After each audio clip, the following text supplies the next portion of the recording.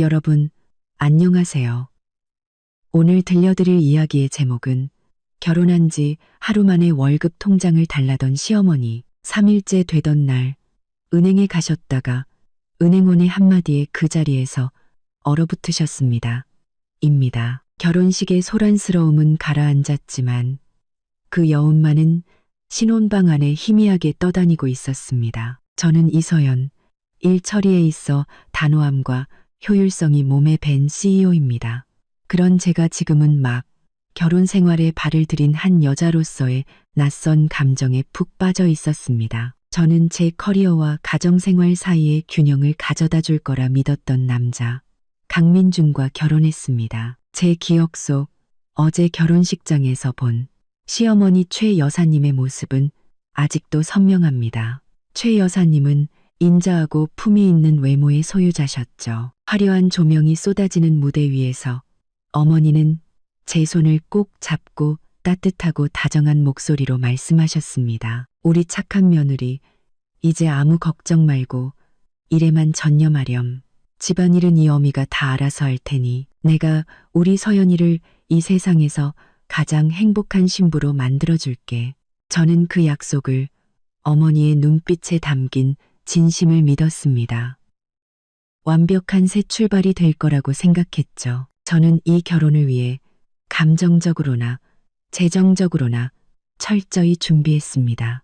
CEO로서 저는 경제적 독립의 중요성을 잘 알고 있었습니다. 그래서 제 개인 자산은 누구도 알지 못하게끔 빈틈없이 정리해 두었죠. 결혼 전 제 명의로 구입한 강남의 오피스텔, 각종 투자 계좌, 그리고 CEO로서 받는 진짜 급여가 입금되는 주거래 통장까지 모든 것은 철저히 보호받으며 그 누구의 통제권 밖에도 있었습니다. 제가 시댁에 공개하기로 계획한 카드는 매달 생활비의 일부를 이체해두는 기본급 통장 하나뿐이었습니다.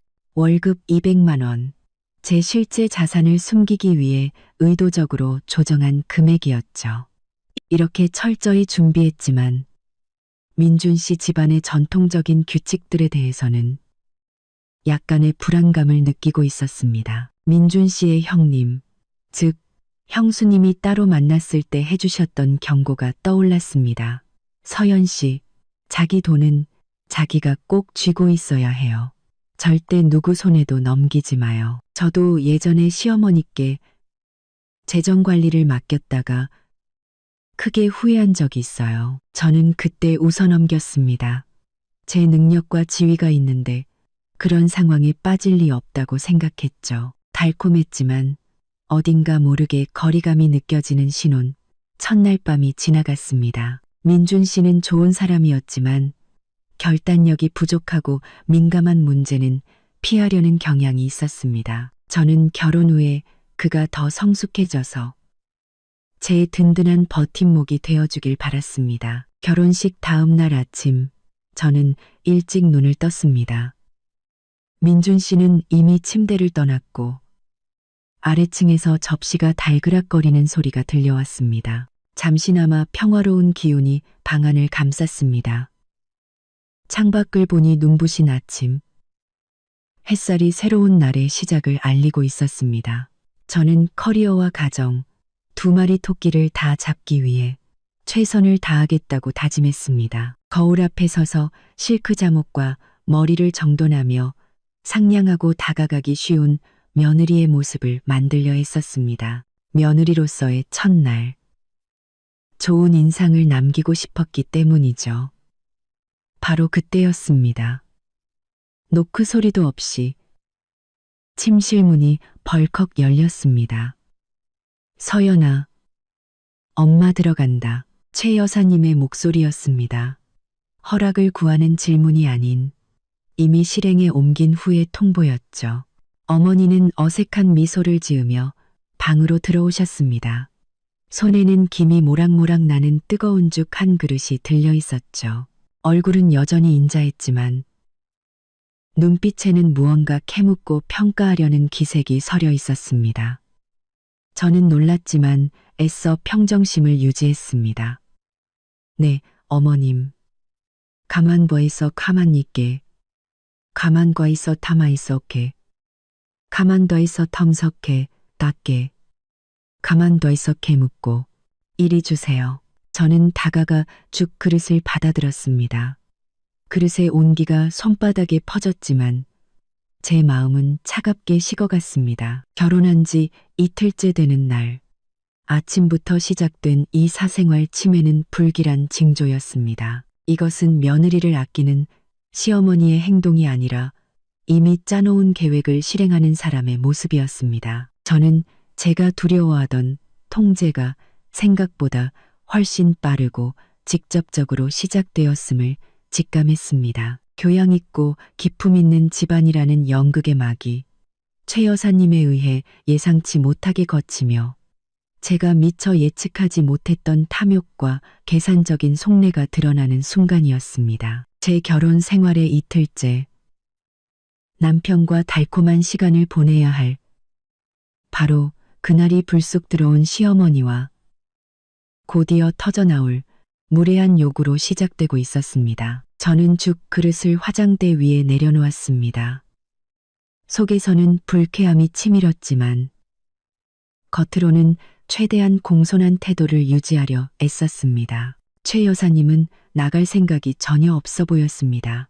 의자를 끌어당겨 제 맞은편에 앉으셨죠. 어머니의 시선은 방 안 구석구석을 훑었고 제 보석함과 명품 가방들이 놓인 곳에서 잠시 멈췄습니다. 얘야, 네가 대표이사라 바쁜 건 알지만 아무리 큰일을 해도 집에 오면 넌 이 집 며느리야. 집안의 법도는 지켜야 하는 거란다. 최 여사님은 어른의 가르침처럼 들리는 말투로 입을 열었지만 그 안에는 평가와 강요의 의도가 숨어 있었습니다. 네, 어머님, 명심하고 잘 배우겠습니다. 저는 겸손하게 대답했습니다. 지금 당장 맞서기보다는 최 여사님이 정말로 원하는 게 무엇인지 지켜보기로 마음먹었죠. 그래, 그렇게 말하니 마음이 놓이는구나. 최 여사님은 제 손등을 가볍게 두드리셨습니다. 부드러운 손길이었지만 저는 오히려 압박감과 통제당하는 느낌을 받았습니다. 실은 오늘 아침에 올라온 건 너하고 단둘이 할 중요한 얘기가 있어서야. 너희 두 사람의 미래가 걸린 문제라 하루라도 빨리 말해야겠다 싶었지. 최 여사님은 목소리를 낮추고 주위를 한번 쓱 둘러보며 비밀스럽고 심각한 분위기를 연출했습니다. 저는 죽을 한 숟가락 뜨며 기다렸습니다. 어느 정도 각오는 했지만 이렇게까지 무례하고 직접적인 방식일 줄은 몰랐습니다. 얘야, 우리 집안에는 대대로 내려오는 규칙이 하나 있단다. 며느리는 시집 오면 월급 통장을 시어머니한테 맡겨서 관리받는 거야. 최 여사님은 반박의 여지를 주지 않는 단호한 목소리로 선언했습니다. 이건 너희 부부가 돈을 함부로 낭비하지 않고 가장 효율적으로 모을 수 있게 하려는 거란다. 내가 괜히 몇십 년 동안 대기업 회계팀장까지 했겠니? 경험 많은 내가 관리하는 게 가장 합리적이야. 심장이 쿵하고 내려앉는 기분이었습니다. 등골을 타고 차가운 기운이 흘렀죠. 저는 CEO, 경제적으로 완벽하게 자립한 여성이었습니다. 제 돈에 대한 통제권을 빼앗기는 것은 저의 독립성과 존중, 그리고 자존감을 빼앗기는 것과 다름없었습니다. 저는 이른바 집안의 규칙이라는 것이 최 여사님의 탐욕과 통제욕을 정당화하기 위한 변명에 불과하다는 것을 잘 알고 있었습니다. 그러니 내 월급 통장이랑 카드, 비밀번호 전부 나한테 주렴. 그럼 내가 매달 내 개인 용돈으로 쓸 생활비를 따로 챙겨주마. 최 여사님은 말을 이으며 기대감과 노골적인 욕심으로 눈을 반짝였습니다. 제가 대답하기도 전에 민준 씨가 갑자기 방으로 들어왔습니다. 편한 실내복 차림인 걸 보니 막 씻고 나온 듯 했습니다. 저는 남편이 저를 위해, 우리의 사적인 경계를 지키기 위해 한마디라도 해주길 바라며 그를 쳐다보았습니다. 어머니랑 서연이 무슨 얘기하고 있었어? 민준 씨는 제 눈을 피하며 물었습니다. 최 여사님은 즉시 아들 쪽으로 몸을 돌리며 한결 부드러워진 목소리로 말했습니다. 응, 우리 집안 규칙에 대해 얘기하고 있었지. 너희 두 사람 돈 관리 말이다. 네가 아내한테 잘 좀 말해봐. 다 너희 미래를 위해서 이러는 거 아니겠니? 민준 씨는 어머니와 저를 번갈아 보았습니다. 그는 망설이며 안절부절못했고 어느 편에 서야 할지 모르는 눈치였습니다. 저는 그의 눈을 깊이 들여다보며 확신에 찬 지지를 기다렸습니다.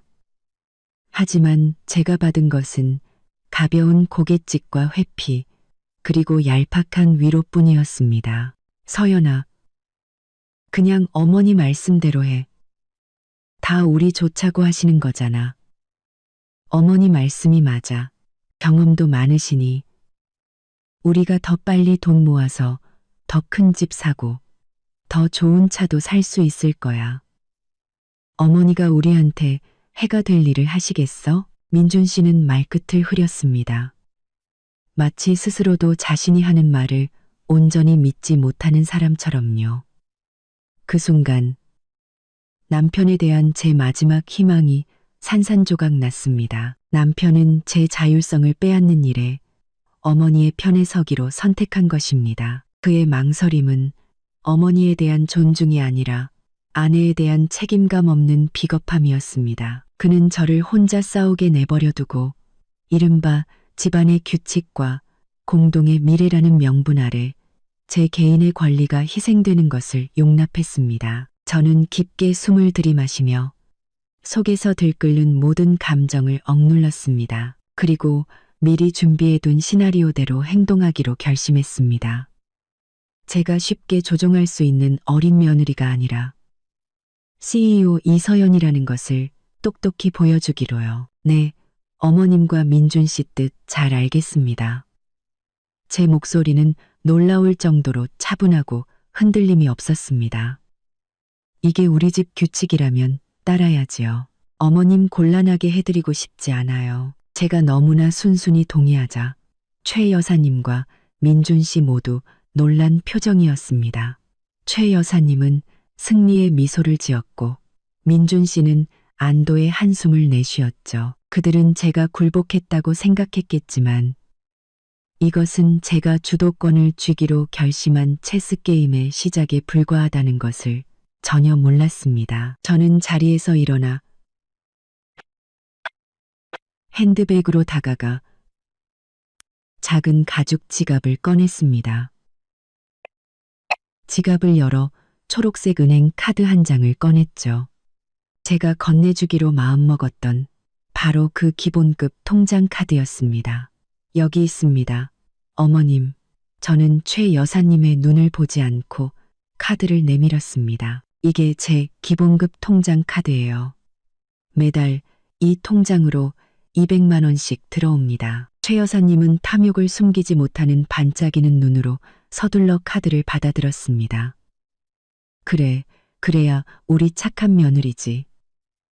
최 여사님은 제 손을 토닥였습니다. 이래야 한 가족이지. 돈 문제는 투명해야 서로 믿고 큰일을 할 수 있는 거란다. 네, 비밀번호는 제 생일이에요. 3월 15일 필요하실 때 쓰세요. 저는 쌀쌀맞은 태도를 유지하며 조심스럽게 손을 뺐습니다. 월급 200만 원이라는 액수를 일부러 또렷하게 말했죠.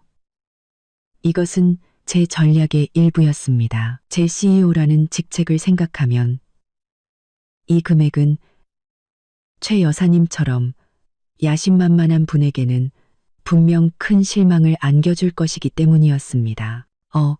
200만 원. 최 여사님은 중얼거렸습니다. 입가에 걸려있던 미소가 순식간에 굳어지더니 완전히 사라졌죠. 반짝이던 눈빛은 실망감으로 어두워졌습니다. 그녀는 제가 거짓말이라도 하는 건 아닌지 확인하려는 듯 카드를 뚫어져라 쳐다봤습니다. 그녀는 제가 거짓말이라도 하는 건 아닌지 확인하려는 듯 서연아, 너 외국계 기업 대표이사라며. 근데 월급이 어떻게 200만 원밖에 안 되니? 최 여사님의 부드럽던 목소리는 의심과 약간의 경멸이 섞인 톤으로 변했습니다. 듣자 하니 너 같은 고위직은 한 달에 못해도 800, 900, 많게는 0만 원도 번다던데 어떻게 이렇게 적을 수가 있어. 그 목소리에 담긴 실망감은 며느리에 대한 안타까움이 아니었습니다. 자신이 생각했던 것만큼 큰 떡고물을 얻지 못했다는, 속았다는 느낌에서 비롯된 것이었죠. 그녀는 돈으로 가득 찬 카드, 자신이 마음대로 주무를 수 있는 거대한 자금줄을 기대했던 것입니다. 네. 그건 회사에서 이 통장으로 직접 지급하는 기본급입니다. 저는 차분하게 설명했습니다. 그 외 다른 수입의 대부분은 투자 계좌나 별도의 펀드로 들어가요. 하지만 그건 어차피 제가 결혼하기 전부터 모은 제 개인 돈이니까 굳이 가족들에게 공개할 필요는 없다고 생각합니다. 저는 결혼 전부터 모은 제 개인 돈이라는 부분을 의도적으로 강조하며 명확한 선을 그었습니다. 제 설명은 최 여사님을 만족시키지 못했습니다. 그녀는 미간을 찌푸렸고 얼굴에는 경멸감이 노골적으로 드러났습니다. 예, 그만둬라. 기본급이 200이면 그게 뭐니? 내 형님은 그냥 마케팅 팀장인데도 한 달에 400만 원은 꼬박꼬박 번단다. 넌 대표라는 애가 형님 반토막이야? 그녀는 조롱하듯 말했습니다. 옆에 서 있던 민준 씨는 어머니와 아내 사이에 긴장감이 흐르자 힘없이 끼어들었습니다. 어머니, 그만하세요. 외국계 회사는 급여 체계가 다른가 보죠. 전 먼저 내려가 볼게요. 어머니랑 서연이 얘기 나누세요. 민준 씨는 그렇게 자리를 피했습니다. 시어머니의 분노와 경멸 앞에 저를 혼자 남겨두고서요. 그의 행동은 제 결심을 더욱 굳히게 만들었습니다. 최 여사님은 아들의 말은 아랑곳하지 않았습니다. 손에 쥔 카드를 뒤집었다 폈다 하던 그녀는 문 쪽으로 가다가 멈춰서서 휴대폰을 꺼내 들었습니다. 그리고는 일부러 방을 나가지 않고 전화를 걸기 시작했습니다.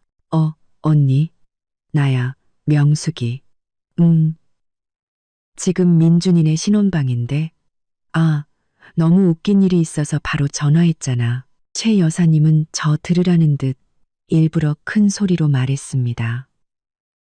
그 서연이라는 애 말이야. 외국계 회사 대표라고 해서 얼마나 대단한가 했더니 월급이 고작 200만 원이래. 내가 방금 그 월급 카드 받았거든. 언니네 딸만큼은 될 줄 알았지. 겉만 번지르르 하다고 속까지 그런 건 아닌가 봐. 그치, 언니? 최 여사님은 제 면전에서 제 월급을 대놓고 깎아내리고 자랑했습니다. 이 통화를 이용해 자신의 자만심과 분노를 해소하고 있었죠. 제가 똑똑히 듣고 당신 눈에 저는 그저 보잘것없는 며느리일 뿐이라는 걸 알게 하려는 속셈이었습니다. 저는 조용히 서서 최 여사님의 1인극을 지켜봤습니다. 분노는 이미 마음속 깊은 곳에서 경멸감으로 바뀌어 있었습니다. 월급 액수 때문에 화가 난 게 아니었습니다. 사람에 대한 존중도 교양도 없는 그 행동 방식 때문이었죠. 전화를 끄는 최 여사님은 만족스러운 표정으로 저를 돌아봤습니다. 들었니? 서연아. 솔직히 말해서 내일 다시 한번 생각해 봐야겠다. 월급 200만 원으로 내 아들 앞가림이나 하겠니? 어머님, 저 출근해야 해서요. 오전에 이사회 미팅이 있습니다. 제가 대답했습니다. 제 목소리는 허락을 구하기보다 명령에 가까운 냉정함을 띠고 있었습니다. 저는 화장실로 들어갔습니다. 연극은 시작되었고 이제는 제가 반격할 차례였습니다. 저는 완벽한 오피스룩으로 갈아입고 욕실에서 나왔습니다. CEO로서의 냉철하고 단호한 모습으로 돌아왔죠. 어떤 사적인 감정도 제 태도에 영향을 미치게 두지 않았습니다. 민준 씨가 다시 방으로 들어왔습니다. 그는 제게 똑바로 다가와 침대 끝에 걸터 앉았습니다. 그의 눈에는 미안함과 당혹감이 가득했습니다. 서연아, 어머니한테 너무 화내지 마. 그는 마치 어린아이를 달래는 듯한 부드러운 목소리로 말했습니다. 어머니는 그냥 어른이시고 또 돈 관리에 익숙하셔서 그래. 다른 뜻은 없으실 거야. 다 우리를 위해서 그러시는 거지. 저는 그를 올려다봤습니다. 우리를 위해서요? 좀 더 자세히 말해줄래요, 민준 씨? 우리를 위해서 당신 어머니가 제 경제적 자율권을 빼앗는 걸 내버려 뒀나요? 우리를 위해서 제 면전에서 형님이랑 비교하며 저를 깎아내리는 전화를 하도록 내버려 뒀고요. 저는 따지려는 게 아니었습니다. 그저 사실을 담담하게 나열했을 뿐이죠.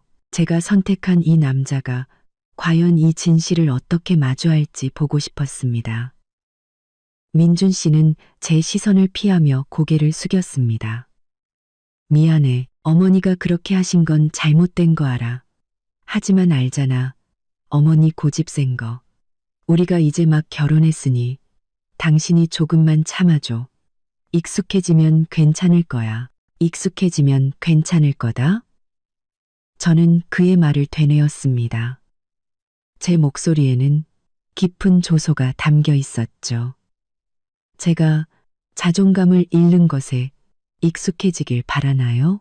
부당하게 재산을 통제당하는 것에 익숙해지길 바라나요? 제 집안에서 모욕과 비난을 당하는 것에 익숙해지길 바라나요? 저는 자리에서 일어나 방구석에 놓여있던 캐리어를 끌어왔습니다. 더 이상 아무 말도 하지 않았지만 제 행동이 모든 것을 말해주고 있었습니다. 민준 씨, 그거 알아요? 이제 문제는 월급 통장 따위가 아니에요. 이 관계에 있어서의 존중과 공정함의 문제라고요. 당신은 단 한 번도 내 편에 서주지 않았어요. 당신 어머니의 부당한 강요 앞에서 단 한 번도 저를 지켜주지 않았다고요. 제 목소리는 크지 않았지만 한마디 한마디가 칼날처럼 날카로웠습니다. 서연아, 너무 일을 크게 만들지 마.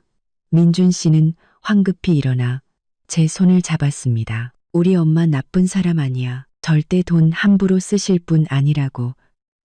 걱정 마. 나중에 우리가 집 사고 차 사면 어머니가 다 돌려주실 거야. 저는 차갑게 손을 뿌리쳤습니다. 돌려주고 안 돌려주고의 문제가 아니에요. 존중의 문제라고요.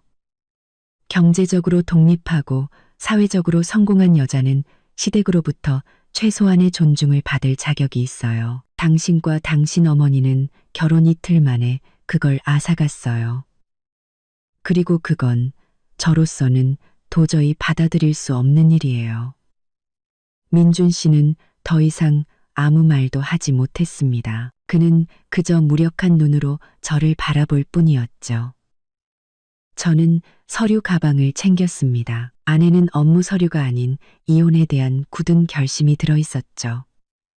저 출근할게요. 저는 그를 쳐다보지도 않고 말했습니다.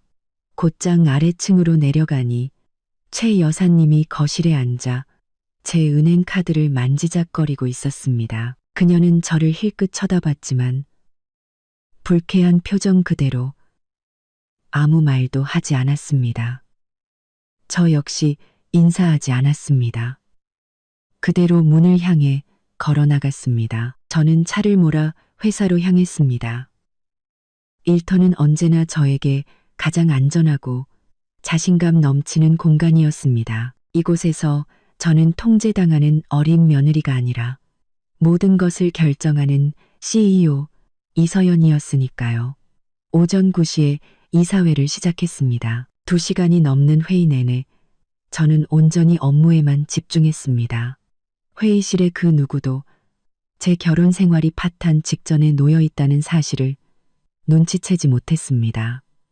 정확히 오전 11시 회의가 막 끝났을 때 민준 씨 집의 유선 전화번호로 전화가 걸려왔습니다. 최 여사님이 행동을 개시했다는 신호였죠. 저는 벨이 3번 울리게 내버려 둔 뒤 끊어버렸습니다. 그 여자와 통화하고 싶지 않았습니다. 저는 김비서에게 지시했습니다. 김비서, 지금부터 퇴근 시간까지 우리 집에서 오는 전화나 시어머니 휴대폰으로 오는 전화는 내가 회의 중이거나 손님과 함께 있다고 하고 연결하지 말아요. 바로 그때 제 휴대폰이 울렸습니다. 이번에는 민준 씨 번호였습니다. 저는 즉시 전화를 받았습니다. 그가 곤경에 처했고 저를 필요로 하기 때문에 전화했다는 것을 알았기 때문이죠. 여보세요. 저는 단호하게 받았습니다. 수화기 넘어 민준 씨의 목소리는 당황과 다급함으로 가득 차 있었습니다. 서연아,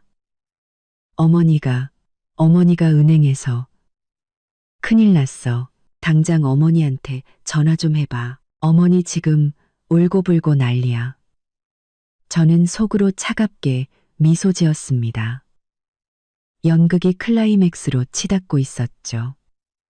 은행에서 무슨 일이 있으신데요? 저는 무서울 정도로 침착한 목소리를 유지하며 물었습니다.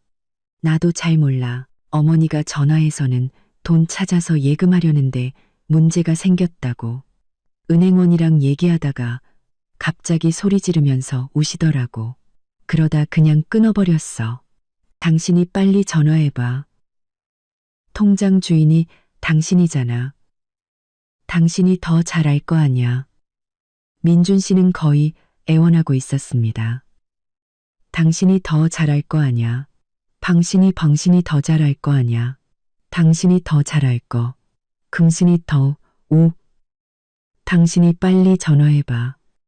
당신이 더. 그는 어머니와 직접 마주하기가 두려워 문제 해결사 역할을 제게 떠넘기려 하고 있었습니다. 알았어요. 민준 씨는 걱정 말고 일해요. 제가 어머니께 전화해 볼게요. 저는 민준 씨가 더 말할 틈도 주지 않고 전화를 끊었습니다. 휴대폰 화면을 보니 다시 최 여사님의 번호가 뜨고 있었습니다.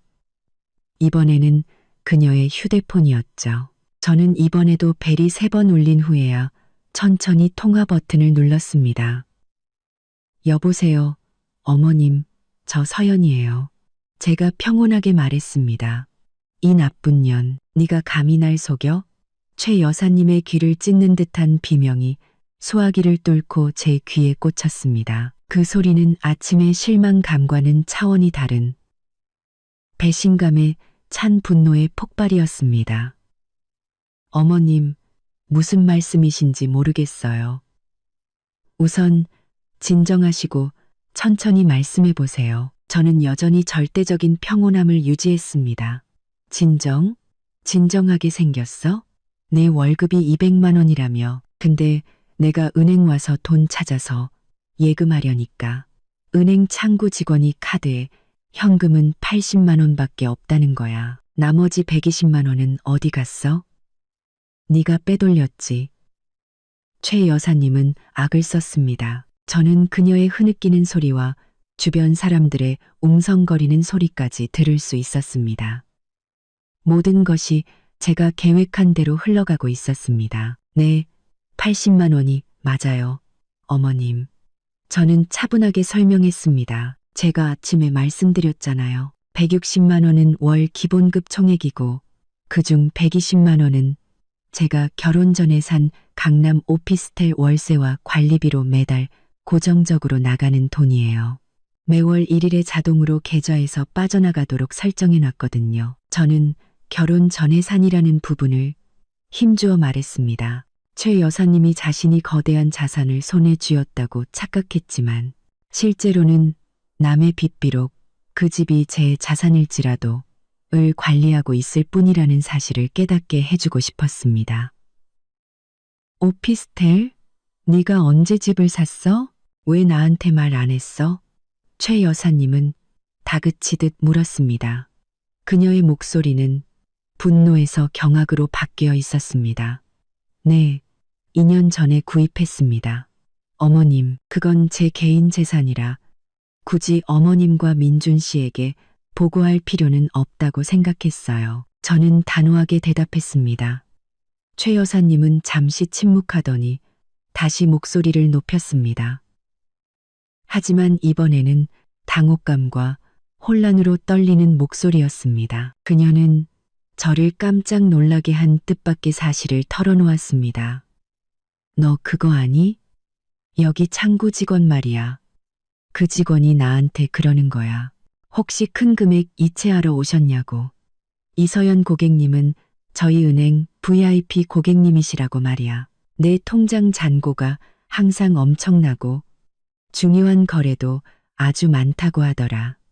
혹시 다른 카드도 많이 가지고 계시냐고 묻더라니까. 그 은행원의 의도치 않은 정보 누설에 저는 잠시 놀랐지만 이내 평정심을 되찾았습니다. 이 변수는 제 계획을 망치기는커녕 오히려 그게 긴장감을 한층 더 끌어올려 주었습니다. 네, 그 직원 말이 맞아요. 어머님, 저는 확신에 찬 목소리로 말했습니다. 저 다른 카드도 아주 많아요. 투자계좌, 예금계좌, 신용카드. 아시잖아요, 어머님. 제가 CEO인데 재무관리를 위해 여러 자금줄을 가지고 있어야죠. 그럼 왜 그 카드들은 나한테 안 준 거야? 최 여사님은 탐욕과 요구가 가득한 목소리로 물었습니다. 전부 다 일이죠. 내가 다 관리해 줄게. 네 돈이 우리 돈이고 우리 돈이 네 돈이지. 최 여사님의 마지막 말, 네 돈이 우리 돈이라는 그 한마디가 제 인내심의 한계선을 건드렸습니다. 아니요, 어머님. 저는 단호했습니다. 그 모든 자산은 제가 민준 씨와 결혼하기 전에 번 돈입니다. 제 개인 재산이에요. 어머님이나 민준 씨를 포함한 그 누구에게도 제출하거나 공개할 의무가 없습니다. 제가 기본급 통장 카드를 드린 것만으로도 집안의 규칙을 존중해드린 큰 양보였습니다. 저는 수화기 너머로 민준 씨가 최 여사님의 전화를 빼앗는 소리를 들었습니다. 그의 목소리가 들려왔습니다. 분노와 책망이 가득 담긴 채 저를 추궁했죠. 서연아, 당신 나 속였어. 나한테는 재산 별로 없다고 했잖아. 왜 숨긴 거야? 전부 다 공개해야지. 당신 돈이 우리 돈이잖아. 부부 사이에는 돈 문제 투명해야지. 민준 씨 말이 맞아요. 부부 사이에는 돈 문제 투명해야죠. 저는 도전적인 어조로 맞받아쳤습니다. 그럼 민준 씨는 당신 예금 통장 나한테 공개했어요? 당신 월급 통장이랑 예금 통장 전부 어머니께 맡겼어요? 당신도 안 한 일을 나한테 요구하지 마세요. 민준 씨는 침묵했습니다. 저는 그에게도 비자금이 있다는 것을 알고 있었습니다. 그의 침묵은 그의 위선과 부당한 요구를 스스로 인정하는 셈이었습니다. 죄송하지만 더 이상 할 말 없네요. 저는 즉시 전화를 끊고 민준 씨와 최 여사님의 번호를 모두 차단해버렸습니다. 저는 자리에서 일어나 재킷을 챙겼습니다. 그리고 김 비서에게 마지막 지시를 내렸죠. 김 비서, 차 준비해줘요. 은행에 급히 가봐야겠어요. 저는 제 자존감과 재산을 지키기 위해 단호하게 행동해야 한다는 것을 알았습니다. 저는 은행으로 차를 몰았습니다. 분노는 어느새 냉철하고 단호한 결심으로 바뀌어 있었습니다. 더 이상 감정에 휘둘리지 않았습니다. 저는 손실이 난 사업 관계를 재정비하는 CEO 모드로 완벽하게 전환했습니다. 가는 길에 제 개인 자산 관리 담당자인 박 부장님께 전화를 걸었습니다.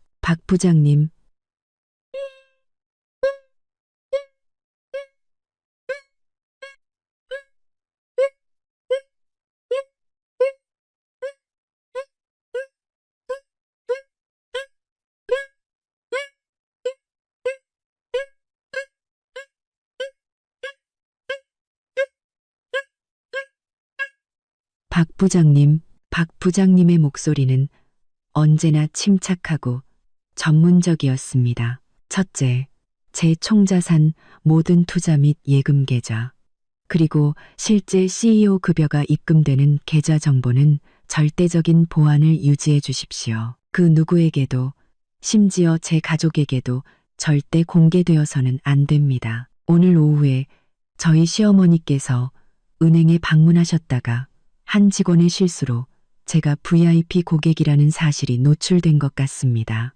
제가 명령하듯 말하자 박 부장님은 즉시 사과했습니다. 죄송합니다, 대표님. 직원이 부주의했던 것 같습니다. 즉시 긴급 회의를 소집하여 고객 정보 보안 규정을 재정비하겠습니다. 안심하십시오. 지금부터 대표님의 모든 정보는 VIP 고객실 최고 보안 등급으로 관리될 것입니다. 감사합니다. 그리고 두 번째, 제가 은행에 도착하면 즉시 새 ATM 카드와 완전히 새로운 계좌를 준비해 주십시오. 기존 카드에 남아있는 80만 원을 새 계좌로 옮긴 후 기존 카드는 즉시 해지하겠습니다. 제가 단호하게 말했습니다. 네, 바로 준비하겠습니다. 제 VIP 상담실로 바로 오시면 됩니다. 모든 절차를 가장 신속하게 처리해 드리겠습니다. 저는 은행에 들어서자마자 VIP 상담실로 직행했습니다. 박 부장님은 이미 저를 기다리고 있었죠. 모든 절차는 신속하고 전문적이며 비밀리에 진행되었습니다. 저는 박 부장님께 낡은 급여 카드를 건넸습니다. 마지막 남은 80만 원을 새 계좌로 옮겨주세요. 그리고 이 카드는 해지하고 원래 계좌는 영구적으로 폐쇄해 주십시오. 10분도 채 되지 않아 저는 새 카드를 받고 기존 계좌 해지 통보를 받았습니다. 대표님, 카드 해지 절차가 모두 완료되었습니다. 이제 아무도 그 계좌에 접근할 수 없습니다. 박 부장님이 알려주었습니다. 저는 민준 씨 가족과의 모든 재정적 연결고리를 끊어버렸습니다. 닭분형 제 소유의 모든 것에 대한 통제권을 완벽하게 되찾은 것이죠.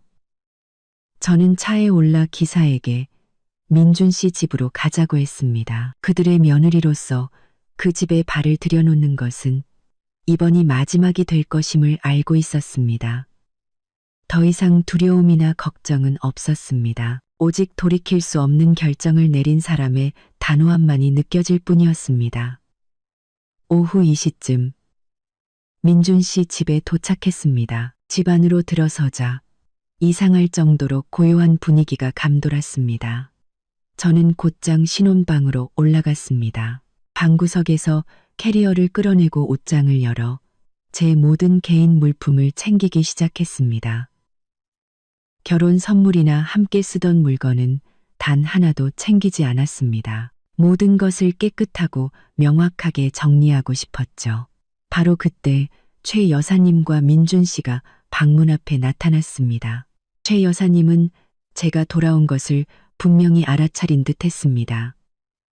그녀의 얼굴은 분노와 불안으로 붉게 달아올라 있었고, 민준 씨는 어머니 뒤에 서서 어쩔 줄 모르는 난처한 표정을 짓고 있었습니다. 최 여사님은 제가 입을 열기도 전에 방으로 달려들어 제 얼굴에 대고 손가락질했습니다. 이 나쁜 년. 어딜 갔다가 이제야 기어들어와? 네가 날 속여? 감히 그 월급 카드를 해지해. 내가 방금 은행에 전화해봤더니 계좌가 이미 폐쇄됐다고 하더라. 최 여사님은 분노로 쉰 목소리로 소리쳤습니다. 인자한 겉모습은 온데간데 없고 오직 벌거벗은 탐욕만이 남아 있었습니다. 저는 캐리어를 닫고 조심스럽게 잠갔습니다. 그리고 최 여사님을 마주보고 섰습니다. 제 표정은 너무나 평온해서 오히려 그녀를 당황하게 만들 정도였습니다. 네, 맞아요. 어머님, 방금 은행 가서 그 카드 해지하고 오는 길이에요. 제 돈은 제가 알아서 할 권리가 있으니까요. 저는 확고한 목소리로 대답했습니다. 마침내 민준 씨가 입을 열었습니다. 그의 목소리에는 책망이 가득했습니다. 서연아, 지금 뭐 하는 거야? 고작 카드 하나 때문에 이렇게까지 일을 크게 만들어? 당신 때문에 엄마가 사람들 앞에서 얼마나 창피를 당했는지 알아? 당장 엄마한테 사과해. 저는 민준 씨의 눈을 똑바로 쳐다보았습니다. 그리고 실망 가득한 미소를 지었죠. 민준 씨, 제가 여기 온 건 사과하러 온 게 아니에요. 제 짐을 챙기고 한 가지를 선언하러 왔어요. 저는 캐리어를 제 쪽으로 당겨 똑바로 섰습니다. 두 사람을 번갈아 보며 또박또박 단호하게 말했습니다. 우리 이혼해요. 민준 씨와 최 여사님 모두 그 자리에 얼어붙었습니다. 최 여사님의 얼굴은 새하얗게 질렸고 민준 씨는 발이 땅에 붙기라도 한 듯 꼼짝도 못했습니다. 제 짧았던 이틀간의 결혼 생활은 이 한마디 선언으로 공식적인 끝을 고했습니다. 신혼방은 무서운 침묵에 잠겼습니다. 제 이혼 선언은 꿈에서 깨어나지 못하던 두 사람을 현실로 끌어냈습니다. 최 여사님이 가장 격렬하게 반응했습니다. 충격은 순식간에 분노로 바뀌었죠. 너 지금 뭐라고 했어? 이혼? 미쳤니? 너 지금 제정신이야? 무슨 이유로 이혼을 해? 고작 월급 200만 원짜리 카드 하나 때문에 이 난리를 피워? 네가 뭔데? 최 여사님은 제게 달려들 기세로 다가왔습니다. 손이 분노로 부들부들 떨리고 있었죠. 네, 어머님. 그 카드 때문이 아니에요. 그건 마지막 한 방울이었을 뿐이죠. 문제는 자존감과 존중이에요. 어머님과 민준 씨가 결혼 이틀 만에 제게서 빼앗아간 바로 그거요. 저는 여전히 침착한 태도를 유지하며 대답했습니다. 민준 씨는 더듬거렸습니다. 서연아, 무슨 말도 안 되는 소리야. 결혼한 지 이틀도 안 된 신혼부부가 이혼이라니. 이건 나랑 우리 집안 전체를 모욕하는 거야. 알아, 내가 뭘 그렇게 잘못했는데. 내가 뭘 잘못했냐고요? 아, 민준 씨. 저는 그를 쳐다보았습니다. 제 눈빛은 얼음장처럼 차가웠습니다. 아내 편에 서주지 않고 아내를 지켜주지 않는 남편은 남편으로서의 자격이 없어요. 당신 어머니가 날 모욕했을 때 당신은 날 내버려 두는 쪽을 택했어요. 내 자존심을 지켜주는 대신 당신 자신의 평화를 택했다고요. 최 여사님이 우리 사이에 끼어들며 말을 잘랐습니다. 목소리는 저기로 가득 차 있었죠. 너 당장 그 입 다물어. 자존심? 자존심 같은 소리 하고 있네. 결혼한 지 이틀 만에 남편 버리겠다는 은혜도 모르는 년. 네가 지금 누굴 망신시키고 있는지 알아? 우리 민준이는 하루 종일 밖에서 힘들게 일하는데 내가 너희 돈 좀 관리해 주겠다는데 그게 뭐가 잘못됐어? 잘못됐습니다. 어머님, 저는 단호했습니다. 저는 CEO입니다. 제 돈은 제가 벌고 누구에게 맡길 필요 없어요. 제가 필요한 건 존중입니다. 결혼 이틀째부터 제 개인 재산을 통제하려 드신 건 사랑이 아니라 탐욕이고 제 독립성에 대한 무시입니다. 이걸 이렇게 빨리 알게 돼서 오히려 다행이라고 생각해요. 내가 탐욕스러워? 최 여사님은 분노로 얼굴이 새파래졌습니다. 그녀는 손을 번쩍 들어 저를 때릴 기세였습니다. 어머니, 안 돼요. 민준 씨가 황급히 달려들어 어머니를 꽉 껴안았습니다. 그가 어머니의 경솔한 행동을 막은 것은 제가 일을 더 크게 만들까봐 두려웠기 때문이었습니다. 저는 그 광경을 가만히 지켜보았습니다. 아들의 품에서 발버둥 치는 최 여사님의 얼굴은 증오로 가득했고 민준 씨는 애원하는 표정으로 숨을 헐떡였습니다. 그냥 놔두세요. 저 맞는다 해도 상관없으니까요. 제가 도전적인 목소리로 말했습니다. 어머님의 이런 행동이 제 이혼 결정이 얼마나 옳았는지를 증명해 줄 뿐이니까요. 저는 등을 돌려 캐리어를 끌고 방을 나섰습니다. 바퀴가 마룻바닥에 끌리는 소리가 집안의 정적을 깨고 건조하게 울려 퍼졌습니다. 월급 통장은 해지됐고 제 개인 재산은 누구도 건드릴 수 없어요. 민준 씨와 어머님은 걱정 마세요. 제가 이 집에서 가져가는 건 아무것도 없으니까요. 내일 구청으로 나와요. 거기서 기다릴게요. 저는 두 사람이 똑똑히 들을 수 있을 만큼 큰 소리로 말했습니다. 뒤도 돌아보지 않고 곧장 계단을 내려가 집을 나섰습니다. 저는 이 결혼 생활에서 공식적으로 걸어 나왔습니다. 대문 밖으로 나서자 집 안에 숨막히는 공기와는 비교도 안 될 만큼 시원하고 상쾌한 공기가 느껴졌습니다. 저는 차에 올라 기사에게 말했습니다. 원래 살던 집으로 가주세요. 돌아오는 내내 저는 한마디도 하지 않았습니다. 창밖으로 보이는 서울의 거리는 여전히 분주했지만 제 마음속에는 이상하리만치 평온함이 찾아왔습니다. 울지도 않았고 후회하지도 않았습니다. 창밖으로 보이는 서울의 거리는 오히려 더 큰 후폭풍을 몰고 오기 전에 큰 실수를 바로잡았다는 안도감이 들었죠. 제 명의의 고급 오피스텔에 도착해 문을 열자 익숙함과 자유로움이 저를 반겼습니다. 바로 이곳이야말로 저를 위한 공간이었습니다. 다르시만 저를 위한 공간이었습니다. 옷을 갈아입고 친정어머니께 전화를 걸었습니다. 어머니께서 걱정하실 것을 알았지만 가족의 지지가 필요했습니다. 엄마, 저 서연이에요. 딸, 너 집에 돌아왔다는 얘기 들었다. 어머니의 목소리에는 걱정이 가득했습니다. 분명 지인을 통해 소문을 들으신 게 틀림없었죠. 저는 깊게 숨을 들이마셨습니다. 네, 엄마, 저 집에 왔어요. 그리고 저 이혼했어요. 어머니는 잠시 침묵하셨습니다. 저는 어머니께서 제 성급함을 집안 망신시킨 것을 꾸짖으실 거라 생각했습니다. 하지만 어머니는 제 가슴을 뭉클하게 만드는 한마디를 건네셨습니다. 진작에 했어야지. 내 딸, 저는 목이 메었습니다. 엄마, 저한테 화 안 나셨어요? 화는 무슨.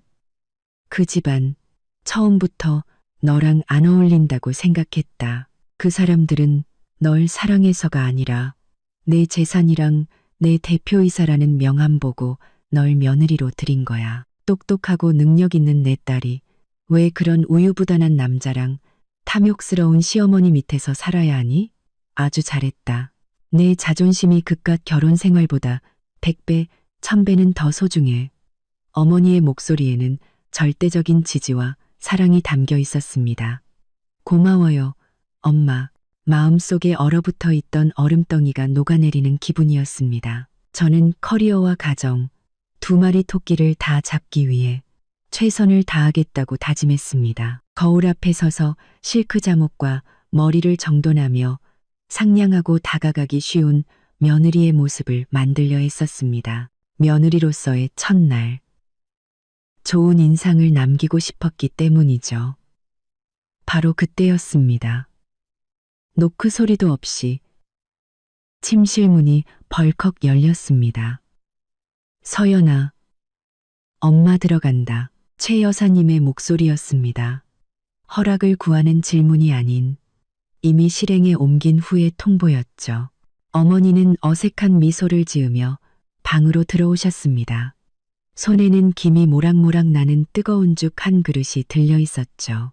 얼굴은 여전히 인자했지만 눈빛에는 무언가 캐묻고 평가하려는 기색이 서려 있었습니다. 저는 놀랐지만 애써 평정심을 유지했습니다. 네, 어머님. 가만과 있어 가만히 있게. 가만과 있어 타마 있어게. 가만둬 있어 텀석해 닦게. 가만둬 있어 캐묻고. 이리 주세요. 저는 다가가 죽 그릇을 받아들었습니다.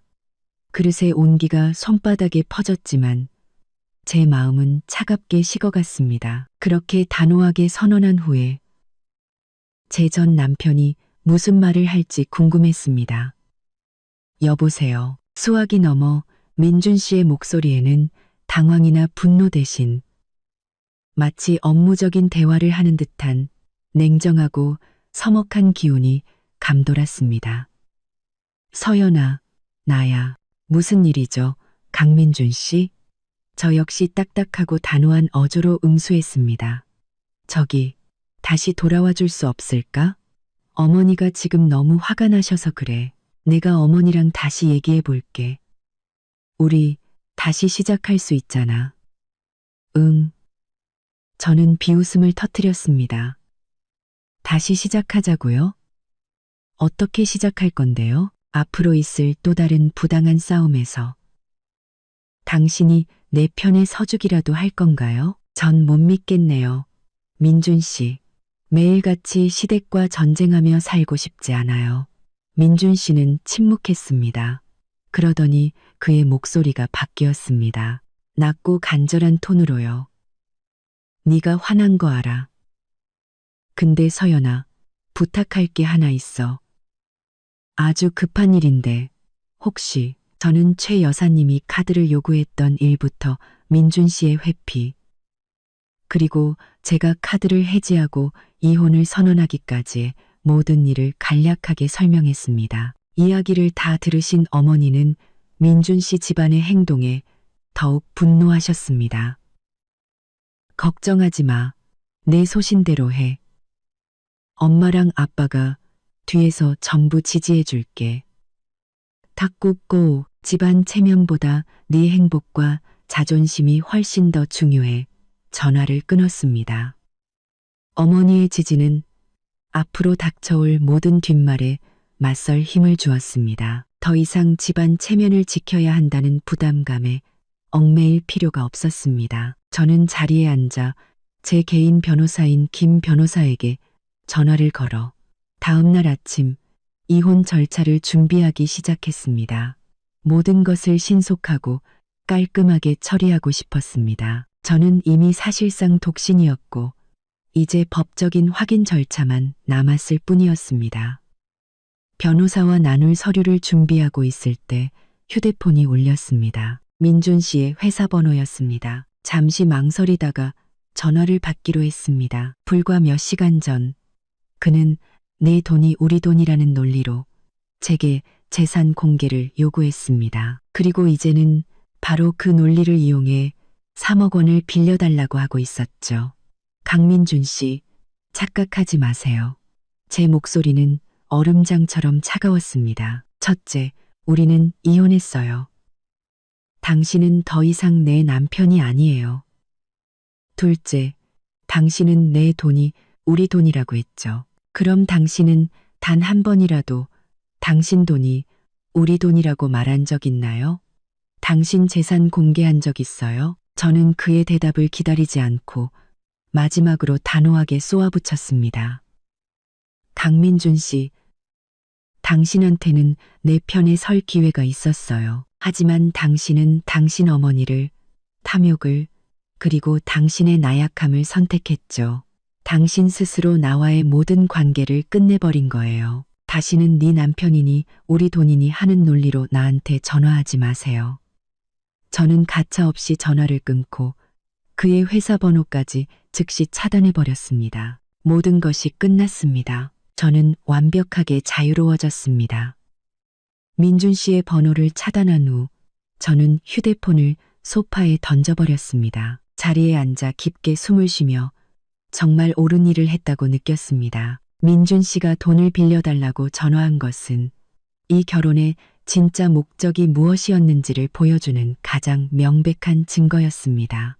바로 그때 다시 전화벨이 울렸습니다. 제 자산관리 담당자인 박 부장님이었습니다. 저는 전화를 받았습니다. 박 부장님, 무슨 일이시죠? 이 대표님, 업무 시간 외에 연락드려 죄송합니다. 보고 드릴 것이 있어 전화드렸습니다. 대표님의 특별 요청에 따라 현재 시점 기준 대표님의 총자산을 상세히 재확인했습니다. 박 부장님은 전문적인 어조로 말했습니다. 네, 말씀하세요. 저는 평정을 유지했습니다. 대표님, 현재 대표님의 총 보유 자산은 단기 투자, 장기 예금, 보유 주식 및 기타 계좌의 가용 잔액을 모두 포함하여 현재 시점 기준 총 100억 원입니다. 저는 조금도 놀라지 않았습니다. 그 숫자를 정확히 아는 사람은 저 자신뿐이었으니까요. 감사합니다. 박 부장님. 정보 확인했습니다. 계속해서 절대 보안 유지해 주십시오. 내일 찾아뵙고 다음 투자 계획에 대해 논의하겠습니다. 네, 알겠습니다. 좋은 저녁 되십시오. 저는 전화를 끊고 휴대폰을 내려놓았습니다. 100억 원. 제 노력과 지혜가 만들어낸 값진 결과물이었습니다. 저는 실소를 터뜨렸습니다. 최 여사님은 제 월급 200만 원을 비웃었죠. 만약 당신의 며느리가 100억 원의 자산가라는 사실을 알았다면 어떤 반응을 보였을까요? 민준 씨는 내가 내 남편이라는 논리로 3억 원을 빌려달라고 했습니다. 그가 필요했던 돈의 30배가 넘는 자산을 가진 아내를 스스로 걷어찼다는 사실을 알면 무슨 생각을 할까요? 저는 거울을 보았습니다.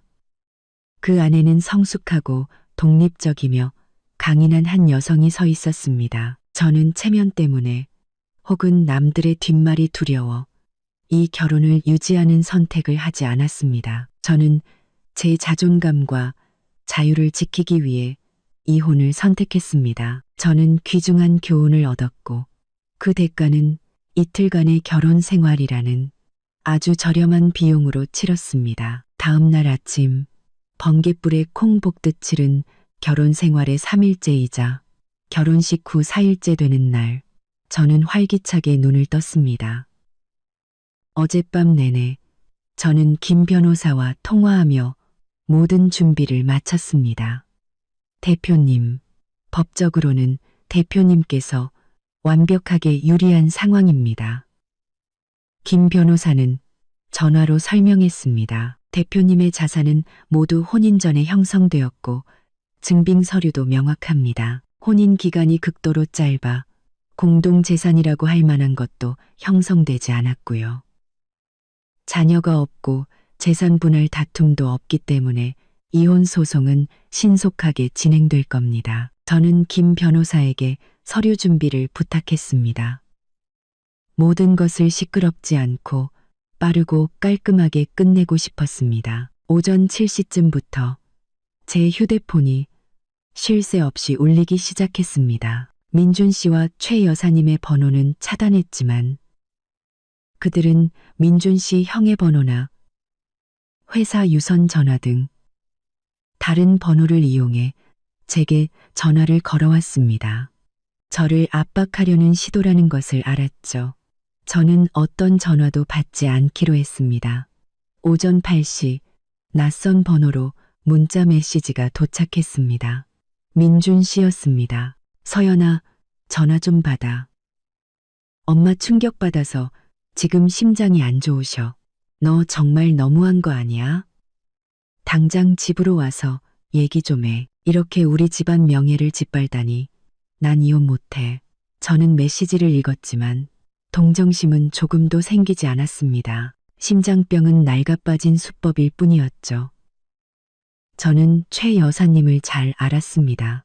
그녀가 충격받은 이유는 손에 거의 다 쥐었다고 생각했던 거대한 떡고물을 놓쳤기 때문일 겁니다. 저는 답장하지 않았습니다. 기사에게 전화해 저를 구청으로 데려다 달라고 요청했습니다. 구청에 도착하니 민준 씨가 이미 입구에서 기다리고 있었습니다. 그의 얼굴은 초췌하고 피곤해 보였습니다.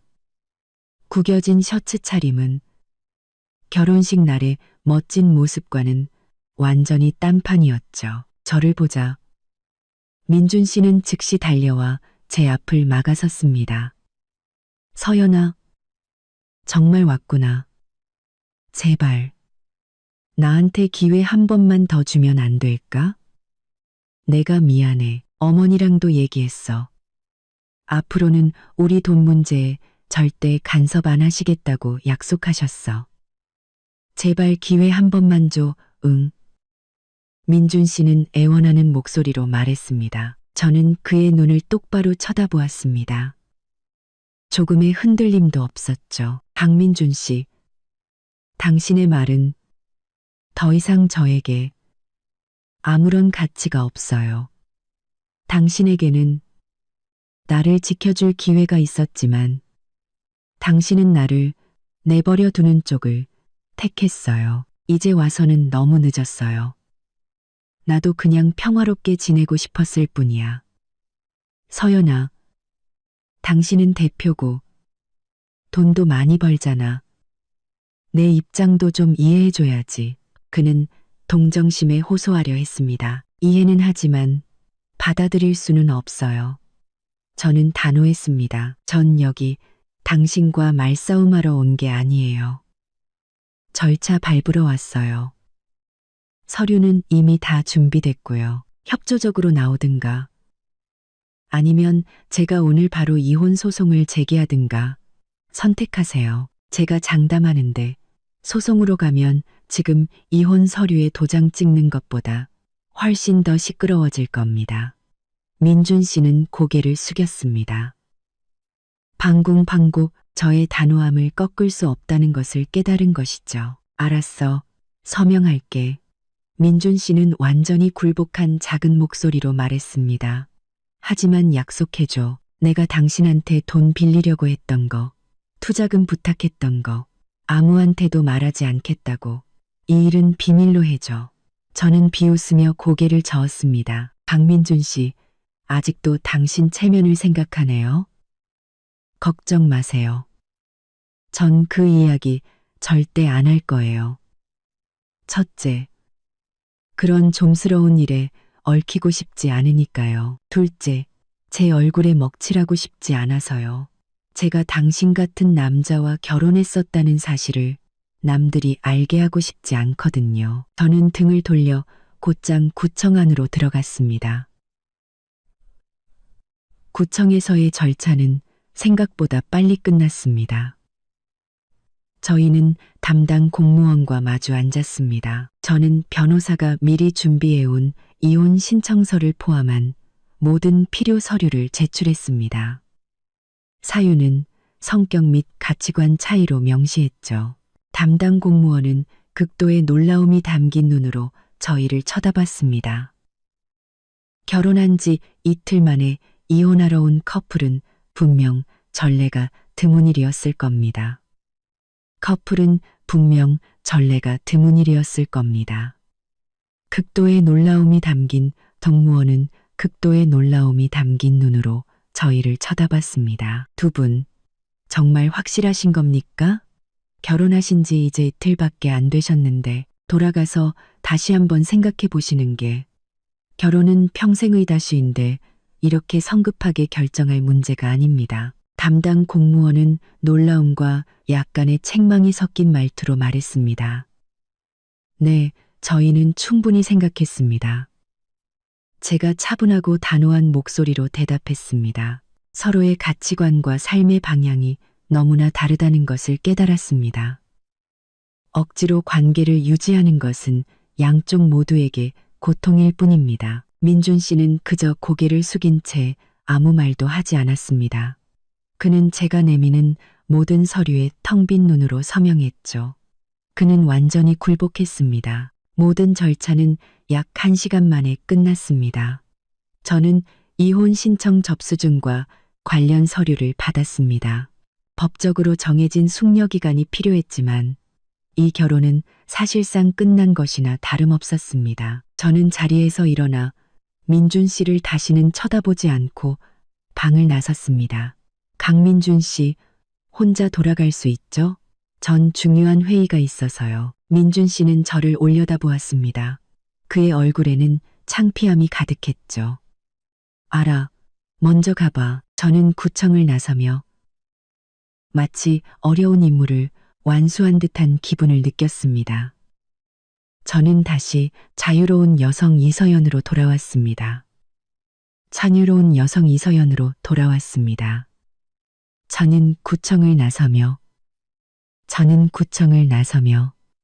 저는 구청을 나서며 마치 어려운 그날 오후부터 제 이혼 소식은 퍼져나가기 시작했습니다. 제가 아무리 조용히 처리하려 애썼다 해도 이틀 만의 이혼은 비밀로 붙이기에는 너무나 충격적인 이야기였죠.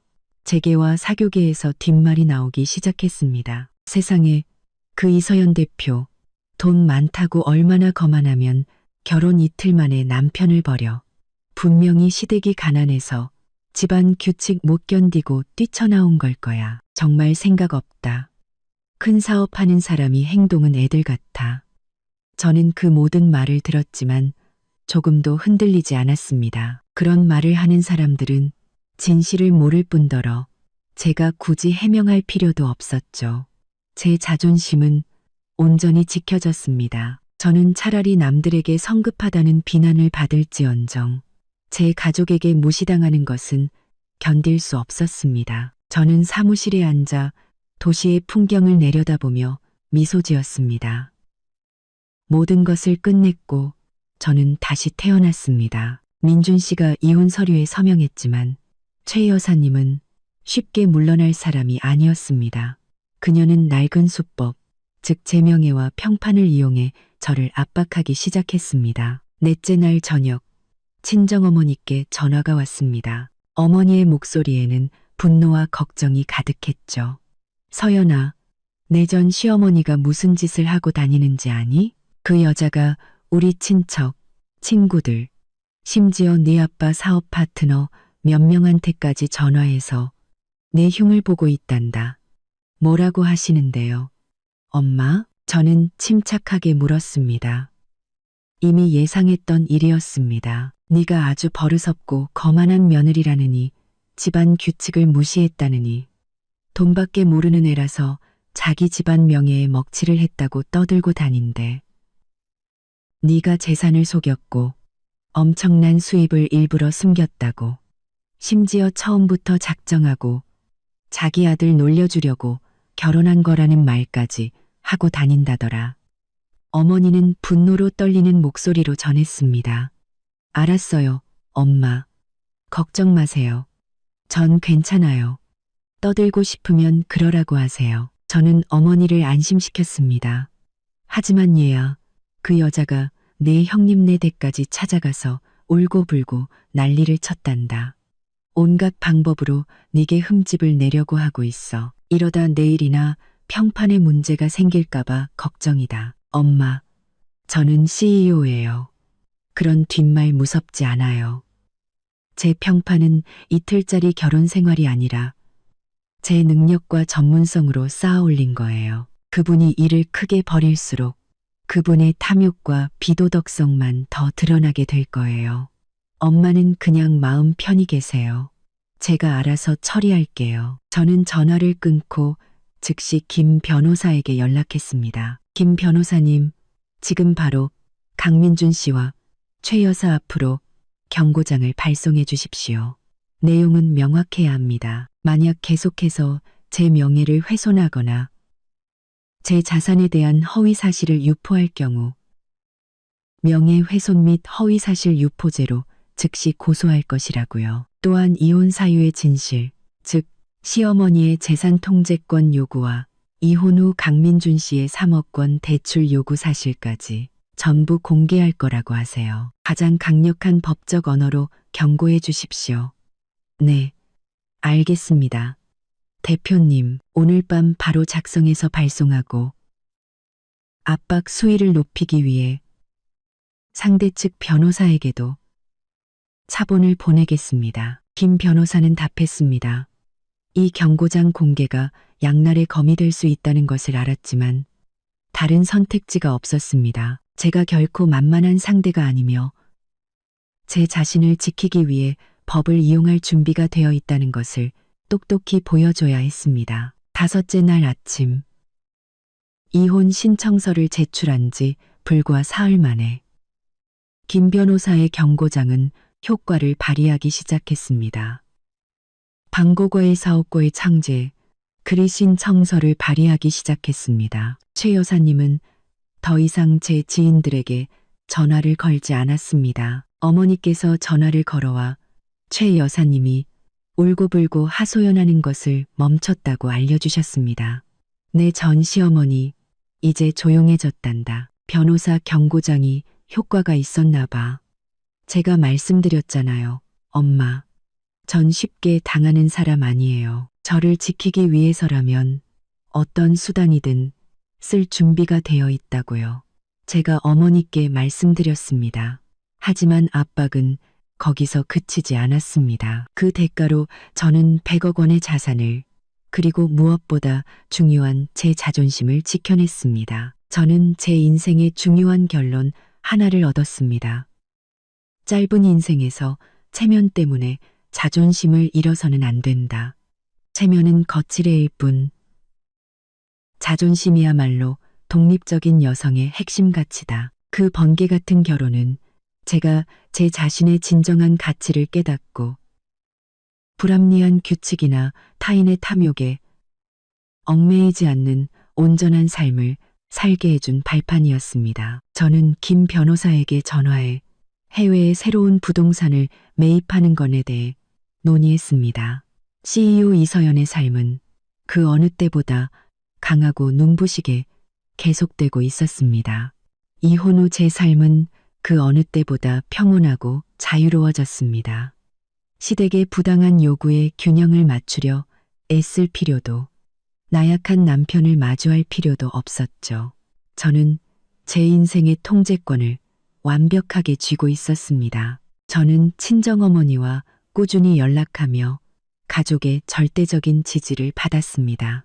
어머니는 늘 제게 상기시켜 주셨죠. 직접적인 언급은 없지만 메시지는 명백합니다. 이것은 변호사님이 보내신 경고장 내용을 심각하게 위반하는 행위입니다. 알겠습니다. 대표님. 마지막 통첩을 보내겠습니다. 저는 전화를 끊고 암호화된 메시지 앱을 통해 민준 씨에게 메시지를 보냈습니다. 오직 그만이 볼 수 있도록요. 메시지 내용은 간단했지만 그를 영원히 침묵하게 만들기에 충분한 무게를 지니고 있었습니다. 강민준 씨, 김 변호사의 경고장은 장난이 아닙니다. 당신은 그 게시물을 올림으로써 경고를 위반했습니다. 지금 당장 그 글을 삭제하고 모든 비방 행위를 멈추지 않으면 당신 어머니가 제 재산을 통제하려 했던 녹취록과 이혼 후 당신이 3억 원을 빌려달라고 했던 증거까지 전부 공개하겠습니다. 내가 당신에게 연락할 방법은 얼마든지 있다는 걸 기억하세요. 당신의 마지막 남은 체면이라도 지킬 수 있는 마지막 기회입니다. 10분도 채 지나지 않아 저는 소셜미디어를 확인했습니다. 민준 씨의 게시물은 사라져 있었습니다. 그는 더 이상 우리의 결혼에 대해 어떤 글도 올리지 않았습니다. 저는 미소 지었습니다. 이 체스 게임에서 제가 이겼습니다. 제가 돈이 더 많아서가 아니었습니다. 타협을 거부하는 자존감과 단호함이 있었기 때문입니다. 법적 압박과 진실의 무게 앞에 민준 씨와 최 여사님이 완전히 침묵한 후 제 삶은 다시 평온한 궤도로 돌아왔습니다. 전 시댁으로부터의 그 어떤 방해도 없었죠. 법적 압박과 진실의 무게 앞 저는 온전히 회사 일에만 집중했습니다. 몇 주 후 제 이혼 절차는 공식적으로 마무리되었습니다. 저와 민준 씨는 더 이상 만날 필요가 없었죠. 김 변호사가 저를 대신해 모든 서류 절차를 완료했습니다. 저는 법적으로도 완벽한 싱글이 되었습니다. 재계와 사교계의 뒷말은 많았지만 저는 어떤 부정적인 영향도 받지 않았습니다. 오히려 저의 단호함이 사업 파트너들의 눈에는 강하고 결단력 있는 리더의 이미지로 비쳤습니다. 그들은 제가 타협하지 않는 사람이라는 것을 깨달았고 그것은 CEO에게 높이 평가되는 자질 중 하나였죠. 한 이사회에서 한 임원이 제게 이혼 소문에 대해 조심스럽게 물었습니다. 이 대표님, 최근 대표님의 사생활에 대한 좋지 않은 소문이 들려옵니다. 대표님의 심리나 리더십에 영향은 없으신지요? 저는 미소 지었습니다. 눈빛은 날카로웠지만 자신감으로 가득 차 있었죠. 제 개인적인 문제는 신속하고 단호하게 해결되었습니다. 가치 없는 일에 제 업무가 영향받도록 두지 않습니다. 제가 잘못된 관계를 단 이틀 만에 끝낼 수 있었다는 사실이야말로 제가 얼마나 민첩하고 망설임이 없으며 넘지 말아야 할 선을 분명히 아는 사람인지를 보여주는 가장 명확한 증거일 겁니다. 이러한 자질은 지금처럼 치열한 비즈니스 환경에서 CEO에게 반드시 필요한 덕목이라고 생각합니다. 그 설명 이후 그 누구도 감히 추가 질문을 하지 못했습니다. 제 평판은 훼손되기는커녕 자신의 권리와 자존심을 지킬 줄 아는 강철의 CEO라는 더욱 긍정적인 방향으로 재정립되었습니다. 저는 새로운 투자 프로젝트를 강력하게 추진하기 시작했습니다. 개인적인 실망감을 커리어의 동력으로 삼아 쉴 새 없이 일했습니다. 저는 커리어와 경제적 독립이야말로 한 여성을 위한 가장 튼튼한 기반이라는 것을 증명해 보였습니다. 저는 시어머니가 던졌던 질문에 대한 답을 찾았습니다. 월급 200만 원이 뭐니? 그것은 통제를 상징하는 숫자였을 뿐 100억 원이야말로 저의 진짜 가치였습니다. 몇 달이 흘렀고 저는 민준 씨와 그의 가족을 거의 생각하지 않게 되었습니다. 제 인생에서 그 결혼의 흔적을 완전히 지워버렸죠. 어느 날 저녁 사무실에 앉아 다음 분기 투자 계획을 검토하고 있을 때 박 부장님에게서 전화가 왔습니다. 이 대표님, 축하드릴 일이 있어 전화드렸습니다. 대표님 회사가 대형 계약을 성사시켰더군요. 저희가 함께 세웠던 투자 계획대로 순조롭게 진행되고 있습니다. 감사합니다.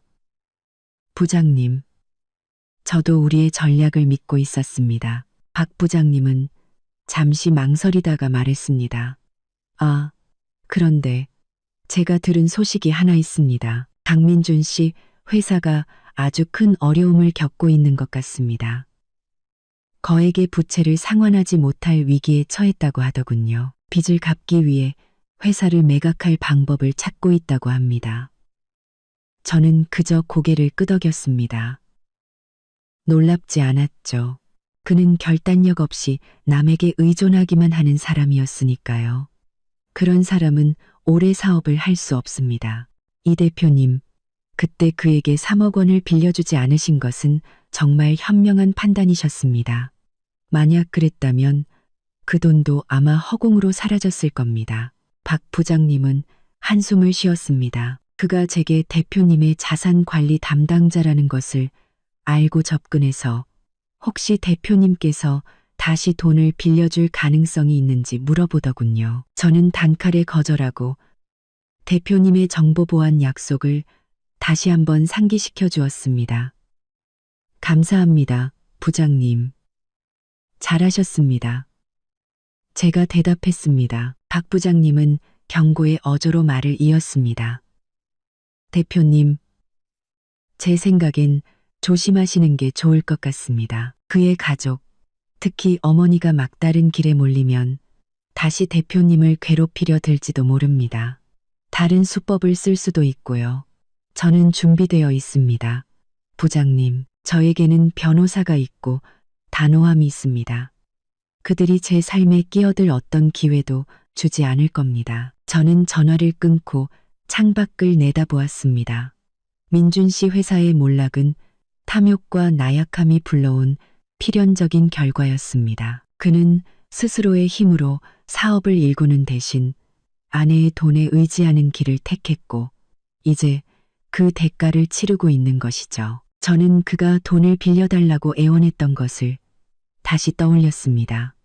만약 제가 그 부탁을 들어주었다면 돈뿐만 아니라 제 자신에 대한 존중까지 잃었을 겁니다. 박 부장님의 예상대로 얼마 지나지 않아 저는 다시 민준 씨 가족의 방해를 받게 되었습니다. 하지만 이번에는 예상치 못한 경로를 통해서였죠. 어느 날 오후 제가 집에 있을 때 친정어머니께 전화가 왔습니다. 서연아, 내 전 시어머니가 우리 집에 찾아왔다. 어머니의 목소리에는 불쾌함이 가득했습니다. 과일 바구니를 들고 와서는 너한테 사과하러 왔다고 하더구나. 자기가 월급 통장을 관리하겠다고 했던 게 잘못이었다고. 지금 민준이 회사가 어려우니 네가 다시 돌아와서 민준이를 좀 도와주면 안 되겠냐고 하더라. 저는 깊게 숨을 들이마셨습니다. 그래서 뭐라고 하셨는데요? 아무리 그래도 너희 둘은 부부의 연이 있었고 돈도 중요하지만 정이 아직 남지 않았냐고 하더구나. 네가 다시 생각해서 민준이한테 돌아와 주길 바란다고. 앞으로는 너희 돈 문제에 절대 간섭 안 하겠다고 약속까지 하더라. 우리랑 다시 사돈 맺고 싶다고도 하고. 어머니는 비꼬는 투로 말했습니다. 엄마는 그 여자한테 뭐라고 하셨어요? 나는 딱 한마디 했지. 사부인. 저는 제 딸을 남에게 의존해서 살라고 가르친 적도 없고 자기를 존중할 줄 모르는 남자 곁에서 살라고 가르친 적도 없습니다. 이혼은 이미 끝난 일이고 엎질러진 물입니다. 댁에 돌아가서 아드님이나 잘 챙기세요. 정은 돈으로 살 수도 없고 망해가는 회사 살리는 데 쓸 수도 없는 겁니다. 그 여자가 내 말 듣고는 얼굴이 새하얘져서 그냥 돌아가더라. 저는 어머니가 자랑스러웠습니다. 어머니는 저를 단호하게 지켜주셨고 제가 최 여사님의 뻔뻔함을 직접 마주하지 않게 해주셨습니다. 정말 고마워요. 엄마, 정말 잘하셨어요. 그 사람은 사과하러 온 게 아니에요. 정을 핑계로 돈을 구걸하러 온 거죠. 엄마도 안다. 그러니 걱정 말고 내 일에만 집중해. 또 귀찮게 굴면 내 변호사랑 얘기할 테니. 최 여사님의 재결합 제안은 뉘우침이 아니었습니다. 제 자존심에 대한 모욕이었죠. 그녀는 아들의 회사를 구하기 위해 자신의 체면까지 기꺼이 희생할 준비가 되어 있었던 것입니다. 최 여사님의 실패한 구걸 이후 모든 것이 공식적으로 가라앉았습니다. 저는 더 이상 민준 씨 가족으로부터 어떤 방해도 받지 않았습니다. 그들은 제가 이용당하거나 강요당할 여자가 아니라는 것을 깨달았던 것이죠. 저는 제 커리어에 온전히 집중했습니다. 회사는 날로 성장했고 재계에서 제 입지는 더욱 굳건해졌습니다. 저는 지성, 단호함, 그리고 원칙이 비즈니스뿐만 아니라 개인의 삶에서도 성공의 열쇠라는 것을 증명했습니다. 이혼 1년 후 저는 제 아파트에 앉아 낡은 노트를 다시 펼쳐보았습니다. 거기에는 이혼을 결심한 직후 제가 적어둔 글이 있었습니다. 자존감과 독립을 잃느니 차라리 성급한 이혼으로 체면을 구기는 편이 낫다. 저는 미소 지었습니다. 저는 옳은 선택을 했습니다. 값비싼 교훈을 얻었지만 그 대가는 고작 이틀간의 결혼 생활과 몇몇 무의미한 뒷말뿐. 아주 저렴했습니다. 박 부장님의 예상대로 얼마 지나지 않아 저는 다시 민준 씨 가족의 방해를 받게 되었습니다. 하지만 이번에는 예상치 못한 경로를 통해서였죠. 어느 날 오후 제가 집에 있을 때 친정어머니께 전화가 왔습니다. 서연아, 내 전 시어머니가 우리 집에 찾아왔다. 어머니의 목소리에는 불쾌함이 가득했습니다. 과일 바구니를 들고 와서는 너한테 사과하러 왔다고 하더구나. 자기가 월급 통장을 관리하겠다고 했던 게 잘못이었다고. 지금 민준이 회사가 어려우니 네가 다시 돌아와서 민준이를 좀 도와주면 안 되겠냐고 하더라. 저는 깊게 숨을 들이마셨습니다. 그래서 뭐라고 하셨는데요? 아무리 그래도 너희 둘은 부부의 연이 있었고 돈도 중요하지만 정이 아직 남지 않았냐고 하더구나. 네가 다시 생각해서 민준이한테 돌아와 주길 바란다고. 앞으로는 너희 돈 문제에 절대 간섭 안 하겠다고 약속까지 하더라. 우리랑 다시 사돈 맺고 싶다고도 하고. 어머니는 비꼬는 투로 말했습니다. 너는 너답게 독립적이고 단호하게 살면 돼. 그 누구의 기준에 맞춰 살 필요 없어. 가끔 민준 씨에 대한 소식을 건너듣기도 했습니다. 그의 회사는 완전히 무너졌고 빚을 갚기 위해 헐값에 팔려나갔다고 합니다. 그는 빚더미에 앉게 되었고 최 여사님 역시 아들을 돕기 위해 개인 재산의 일부를 팔아야 했다고 들었습니다. 저는 통쾌함을 느끼기보다는 진심과 노력 대신 돈과 의존을 택한 사람의 필연적인 결과라고 생각했습니다. 저는 진정한 분은 제가 가진 돈의 액수에 있지 않다는 것을 깨달았습니다. 100억 원이라는 인상적인 숫자보다 스스로 결정하고 존중받을 권리, 즉 자유에 있다는 것을요. 저는 제 돈을 이용해 제 자신을 지켰습니다. 그리고 그 짧은 결혼 생활의 경험을 바탕으로 개인정보 보안 전문 기술 스타트업에 투자하는 대담하지만 성공적인 비즈니스 결정을 내렸습니다. 저는 거울을 보며 만족스럽게 미소 짓는 한 여성을 보았습니다. 저는 더 이상 뒷말의 주인공인 박정한 신부가 아니라 모두가 존경하는 성공한 CEO였습니다. 제 여정은 진정한 힘이 타인의 돈을 통제하는 데 있는 것이 아니라 스스로 돈을 벌고 그 성과를 단호하게 지켜내는 능력에 있다는 것을 증명했습니다. 저는 힘든 시기를 멋지게 극복했습니다. 사랑은 성급할 수 있어도 존중은 영원해야 한다는 것을 배웠습니다. 저는 노트를 덮으며 완벽한 평온함을 느꼈습니다. 모든 것이 끝났고 눈부신 새 미래가 저를 기다리고 있었습니다. 저는 이 체스 게임에서 CEO의 자존심과 지성으로 승리했습니다. 끝까지 경청해 주신 여러분 진심으로 감사합니다. 다음 영상에서 다시 뵙겠습니다.